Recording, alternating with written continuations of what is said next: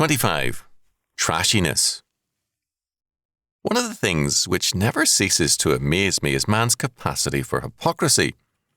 I was reminded of this recently when I heard someone ranting about pollution and railing against corporate polluters, car owners, farmers, and everyone who could think of. The only way to describe him was to call him filthy.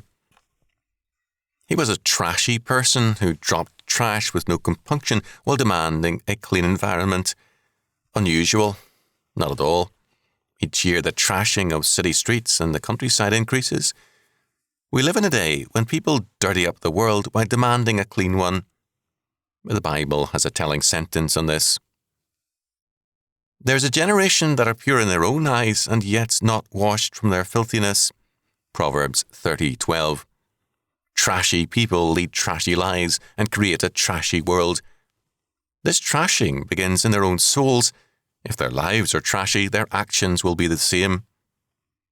When man turns away from the Lord to live his own life, he has turned from the glory of God to his own sinful person. This is the great act of trashiness, and it affects the total life of man. If the life and environment of our souls is sin, then whatever we may claim our preferred way of life will be trashy. We may hypocritically profess high standards, but we will demand them of others, not ourselves. However rich or powerful we may be, we are then trashy men. We may profess to be pure in our own eyes, but we refuse to be washed of our filthiness by the Lord, because dirt is then our way of life. Adam trashed up Eden by his sin, and had a sentence passed on him, "Dust thou art, and unto dust shalt thou return." Genesis 3:19.